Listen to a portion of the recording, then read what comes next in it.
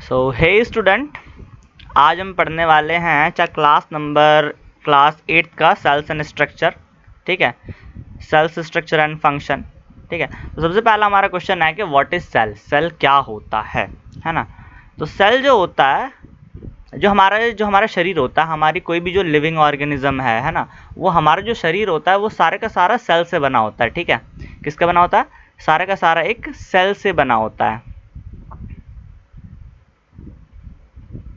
ठीक है, सबका सब जो है वो एक सेल से बना होता है। एक सेल नहीं, मतलब बहुत सारे सेल से मिल करके जो हमारी बॉडी होती है वो बनी हुई होती है। ठीक है, अब ये जो सेल्स होती है वो जैसे एक बिल्डिंग में जितनी भी ब्रिक्स लगती हैं, है ना। जैसे मान लो कि अगर एक बिल्डिंग है, पूरी बिल्डिंग है, बहुत बड़ी बिल्डिंग है, तो बिल्डिंग जो है वो ब्रिक्स से बनी होती है ना, ब्रिक्स से बनी होती है। तो जिस तरह से बहुत सारी ब्रिक्स मिल करके एक बिल्डिंग को फॉर्म करती है ना, एक बिल्डिंग को फॉर्म करती है, उसी तरह से बहुत सारी जो सेल्स है ना वो मिल करके एक पूरे शरीर का मतलब एक पूरे का पूरी एक बॉडी बनाती हैं। ठीक है, एक पूरी बॉडी बनाती है। सबसे पहला काम क्या होता है? सेल्स जो होती हैं, सेल से बनता है क्या भाई? टिश्यू बनता है। ठीक है, और टिश्यू से क्या बनता है? ऑर्गन बनता है, और ऑर्गन से क्या बनता है? हमारी ह्यूमन बॉडी बनती है, या फिर मतलब किसी भी लिविंग ऑर्गेनिज्म की बॉडी बनती है।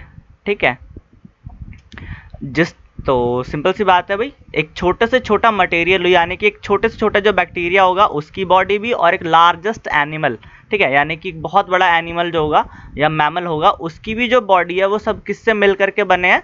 सेल से मिल करके बने हैं। ठीक है, यानी बहुत सारे सेल्स आपस में मिलते हैं, मिल करके टिश्यू को बनाते हैं, और टिश्यू से फिर ऑर्गन बनता है। ठीक है, अब बात है कि जो सेल होती है वो बहुत ज़्यादा छोटी होती है। ठीक है, बहुत ज़्यादा छोटी होती है, इतनी छोटी होती है कि वो हमें दिखती तक नहीं है। ठीक है, सेल्स जो होती है वो इतनी छोटी होती है, उनका साइज जो होता है वो बहुत छोटा होता है कि वो इलेक्ट्रॉनस्कोप, यानी कि बहुत ही ज़्यादा जो माइक्रोस्कोप होता है, इलेक्ट्रॉनस्कोप, उसके द्वारा हम देख पाते हैं, वरना हम इसको नहीं देख सकते। क्यों? क्योंकि ये बहुत ज़्यादा छोटी होती हैं। अब इनका जो साइज़ होता है वो अलग अलग होता है ना। इनका जो साइज़ होता है वो बहुत ज़्यादा क्या होता है? अलग अलग होता है। हर एक सेल का जो साइज़ होता है वो अलग अलग होता है। ठीक है, मगर मगर ये जो सारी की सारी जो सेल है, अब हम कैसे कहेंगे कि ये एक सेल है या दो सेल है या तीन सेल है? तो इन सभी सेल्स के चारों तरफ ना, इन सभी सेल के चारों तरफ एक मेम्ब्रेन होती है, जिनको हम क्या बोलते हैं? सेल वॉल बोलते हैं, या फिर सेल मेम्ब्रेन बोलेंगे। ठीक है, मेम्ब्रेन।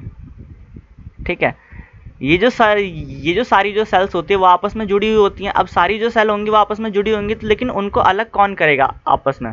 लेकिन उनको अलग कौन करेगा? वो अलग करेगी उनको सेल मेम्ब्रेन, जो कि उनको क्या करती है? सेपरेट करती है अलग से, है ना।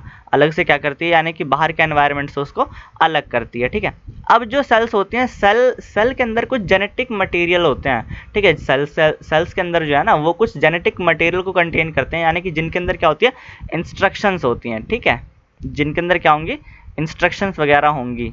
ठीक है, तो सिंपल सी बात है भाई, सेल क्या होता है? सेल जो होता है वो हमारी बॉडी का सबसे छोटा पार्ट होता है, यानी हमारी जो बॉडी होती है वो बहुत सारे सेल से मिल करके बनी होती है, इसलिए इसको बोलते हैं cell are the basic unit of life. ठीक है, cells are the basic unit of life. जिस तरह से बहुत सारी ब्रिक्स मिल करके एक बहुत बड़ी बिल्डिंग का निर्माण करती है, एक बहुत बड़ी बिल्डिंग बनती है, उसी तरह से जो बहुत सारी सेल्स होती हैं वो मिल करके एक लिविंग ऑर्गेनिज्म का निर्माण करता है, यानी कि एक लिविंग ऑर्गेनिज्म को बनाता है। ठीक है, अब देखो जैसे ये है ना। अब अगर हम यहाँ पे देखें तो एक छोटे से छोटा जो बैक्टीरिया होता है, ठीक है, ये क्या है? ये एक बैक्टीरिया है, ये भी सेल से मिल करके बना है। ठीक है, और ये एक बड़ा मैमल, यानी कि एक मैमथ है। ठीक है, अब तो ये नहीं मिलते, मतलब गुम हो चुके हैं बहुत पहले। तो ये एक मैमथ है, तो ये भी बहुत सारे सेल से मिल करके बना होगा, यानी सिंपल सा फंडा है भाई, सेल। ठीक है, सेल के बाद टिश्यू, टिश्यू के बाद ऑर्गन, फिर ऑर्गेनल बनता है, यानी कि एक जैसे कि हार्ट हो गया, है ना। और ये जो हार्ट है वो एक ऑर्गन हो गया, और बहुत सारे ऑर्गन मिल करके एक पूरे बॉडी का निर्माण करता है, यानी कि एक पूरी की पूरी बॉडी बनती है।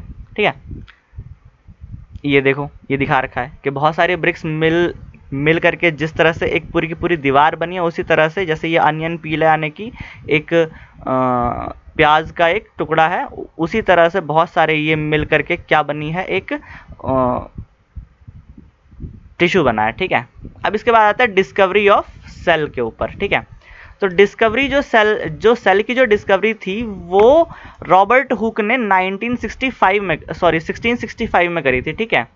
रॉबर्ट हुक ने 1665 में करी थी, ठीक है।